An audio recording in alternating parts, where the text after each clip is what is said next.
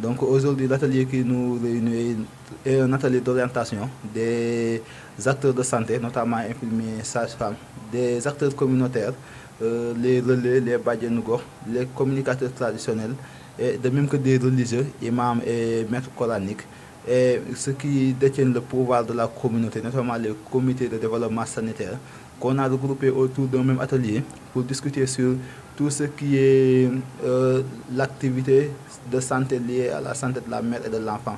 Comment impliquer tous les acteurs dans le processus de planification, de diagnostic d'abord, de planification, de gestion et de suivi-évaluation de tout ce qui est le parcours de santé de la femme, donc en âge de procréer, notamment la santé maternelle et infantile. Donc avec l'appui d'un consultant socio-anthropologue, donc nous avons regroupé deux zones pilotes, notamment la zone de Rao et la zone de Diamaguène, pour les permettre ensemble de discuter de tout ce qui est de la problématique de la santé maternelle. Donc juste de commençant par l'identification des problèmes que la communauté considère comme problème et parfois peut-être que même ceux qui sont au niveau des structures de santé peuvent ignorer, mais ensemble qu'on puisse faire le diagnostic participatif et ensemble déterminer voilà les principaux problèmes et même aller jusqu'aux principales causes et facteurs influençant ces problèmes au niveau de la communauté. Donc ça c'est le premier objectif visé au niveau de l'atelier. Et en ce qui concerne le deuxième atelier, c'est de voir comment construire ensemble. Donc dans notre démarche de co-création, voir comment construire des solutions pérennes, donc avec la participation de la communauté, basée encore sur 3 points. Donc c'est des solutions techniquement valables, acceptées par les structures de santé, mais socialement acceptables, acceptées par la communauté, mais aussi financièrement soutenables par les familles et les chefs de ménage, pour qu'ensemble nous pouvons trouver des solutions pérennes face à la problématique de la santé de la mère et de l'enfant. Et c'est très très important parce que l'approche de ce projet qu'on est en train de mettre en place est basée sur ça. C'est vraiment comment accélérer l'impact local. Ce qui veut dire que tout ce qui se passe doit se faire en local et tous les intervenants doivent venir d'ici. Et c'est une approche aussi de co-création qu'on va mettre tout le monde ensemble avec une approche multisectorielle qui permet d'avoir toutes les couches sociales, quel que soit l'âge. Nous avons des jeunes, nous avons des étudiants, nous avons des femmes, des personnes âgées, nous avons vraiment toutes les tranches représentées et avec vraiment venant de différents secteurs. Et c'est exactement ce que ce projet voulait. Partir du niveau local, partir des besoins identifiés par la communauté elle-même et proposer des solutions aussi identifiées par les communautés elles-mêmes. Donc ce que nous sommes en train de faire aujourd'hui, accompagné par le professeur Chernian, qui est socio-anthropologue, et de former toutes les parties prenantes à l'engagement communautaire. La région médicale est avec la plateforme Rawalak Diam depuis le début, depuis l'analyse situationnelle jusqu'à la restitution. Aujourd'hui encore, un pan de cette activité vient d'être lancé.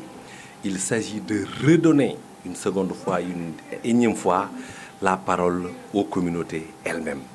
Et je pense que le diagnostic établi par la communauté fera en sorte que les interventions pourront être mieux recentrées et mieux appropriées. Donc c'est la raison pour laquelle la région médicale se fait le devoir d'accompagner la plateforme, non seulement l'accompagner, mais pour en espérer aussi un passage à l'échelle, parce que nous pensons que ce sera un modèle très concluant.